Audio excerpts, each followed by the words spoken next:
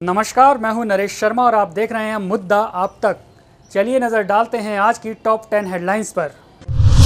प्रयागराज में राहुल अखिलेश की दोनों सभाओं में जमकर हंगामा।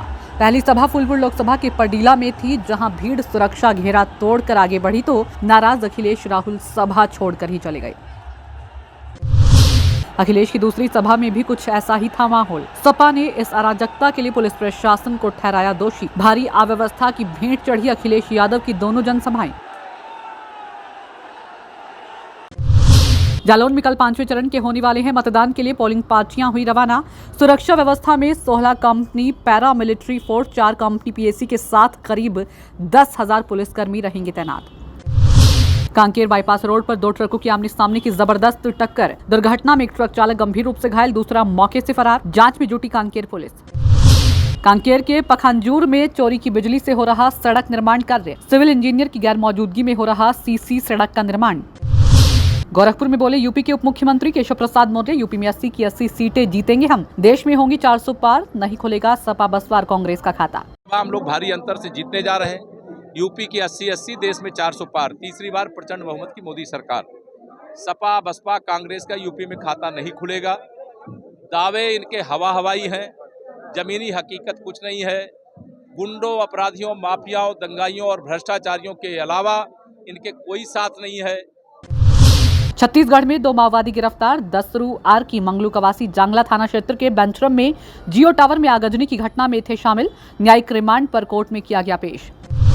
संभल में ओवररेट शराब को लेकर गरजे किसान यूनियन भानु के राष्ट्रीय अध्यक्ष भानु प्रताप सिंह। 4 जून के बाद संभल की शराब माफियाओं की नहीं होगी खैर। आबकारी विभाग की मिलीभगत के चलते ओवररेट बिक रही शराब। कुछ शराब माफिया जो यहाँ पर पब्लिक को, किसान को, मजदूर को, गरीब को, व्यापारी को, मजदूर को, शिक्षक को, सैनिक को, जो भी पब्लिक है उसको लूट रहे हैं। तरह तरह की शराब उल्टी सीधी बनाते हैं, उसको बेचते हैं और ये संभल में बहुत जोर तोड़ से काम चल रहा है।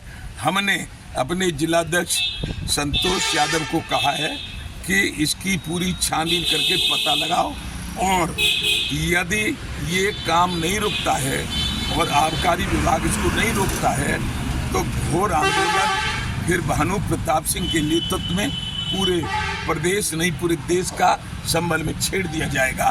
उसकी जिम्मेवारी शासन और प्रशासन की होगी। गोरखपुर सदर सीट से वर्तमान सांसद और भाजपा प्रत्याशी रविकिशन शुक्ला जनसंपर्क के दौरान एक युवक से पंजा लड़ाते नजर आए। मौके पर मौजूद लोगों ने खूब तालियां बजाई।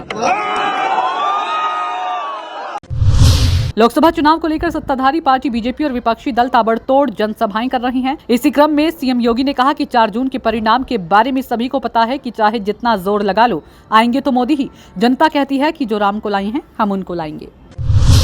आज की खबरों में इतना ही। कल फिर मिलेंगे, तब तक के लिए नमस्कार।